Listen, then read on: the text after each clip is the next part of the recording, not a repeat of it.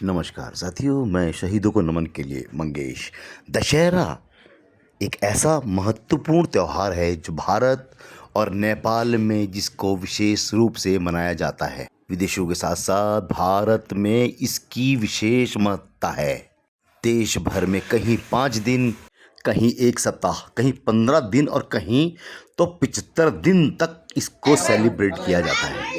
भारत के अलावा नेपाल, श्रीलंका, बांग्लादेश, मलेशिया या Singapore, Fiji, Mauritius, Australia, Canada, New Zealand के साथ कैरेबियन देशों जिनमें त्रिनिदाद, गयाना और सूरी में विशेष रूप से मनाया जाता है। नेपाल की बात करें तो इस त्योहार को दशहरे का नाम की जगह इसको दशैं के नाम से जाना जाता है। दशैं के पहले दिन इसको शुरू करते हुए एक पवित्र बर्तन में जौ मक्के के बीजों को बोया जाता है, जिसको जमारा कहा जाता है। 7वें दिन फूलपाती, 9वें और 8वें दिन को महासप्तमी के रूप में माँ काली को समर्पित किया जाता है। कई स्थानों पर पशुपति का भी चलन है।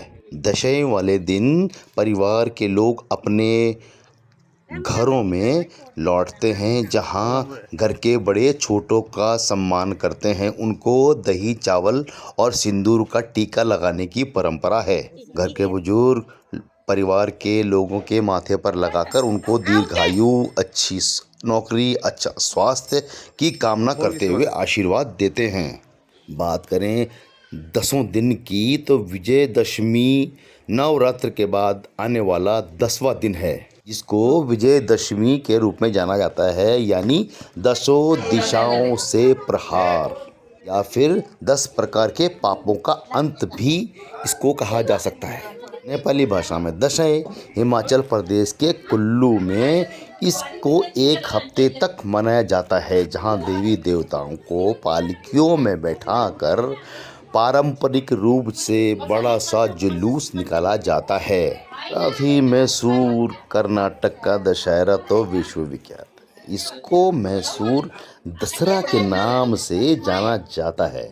कलकत्ता में भी नवरात्र के बाद दुर्गा अष्टमी के बाद दुर्गा का महिषासुर पर विजय कर लेना अपने आप में विजय दिवस यानी दशहरा का मनाया जाना है।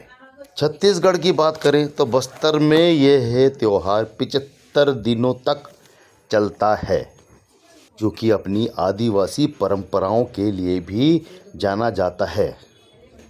विजयदशमी के त्यौहार को इस रूप में भी मनाया जाता है कि राजा रावण को रामचंद्र जी ने इस दिन, और अगर अब बात की जाए भगवान राम का उत्तराखंड से क्या संबंध है, तो कहा जाता है कि उत्तराखंड से रामचंद्र जी का गहरा कनेक्शन है। कहा जाता है कि देवप्रयाग में रावण के वध के बाद भगवान राम ने ब्रह्म हत्या के पाप से मुक्ति के लिए अलकनंदा और भागीरथी नदियों के संगम पर तपस्या की थी। इस सरयू नदी के तट पर महाराज दशरथ ने पुत्रेष्टि यज्ञ किया था। उसका उद्गम स्थल उत्तराखंड के बागेश्वर जिले में है। माना जाता है कि भगवान राम के छोटे भाई भरत और शत्रुघ्न जी ऋषिकेश में मिले थे, जहां प्राचीन रघुनाथ मंदिर आज भी स्थित है।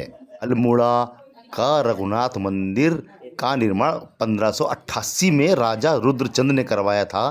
ऐसा माना जाता है कि यह स्थान भी राम से जुड़ा हुआ है। कुछ मान्यताओं के अनुसार रावण के साथ युद्ध के बाद भगवान राम के भाई लक्ष्मण ने देहरादून का दौरा किया था। उत्तराखंड की पारंपरिक रामलीला देश भर में प्रसिद्ध है। यहाँ के कलाकार अयोध्या में भी अपनी रामलीला का मंचन करते रहे हैं। उसके साथ विदेशों में भी इसका मंचन होता है।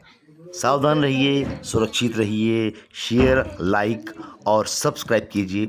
शहीदों को नमन। धन्यवाद।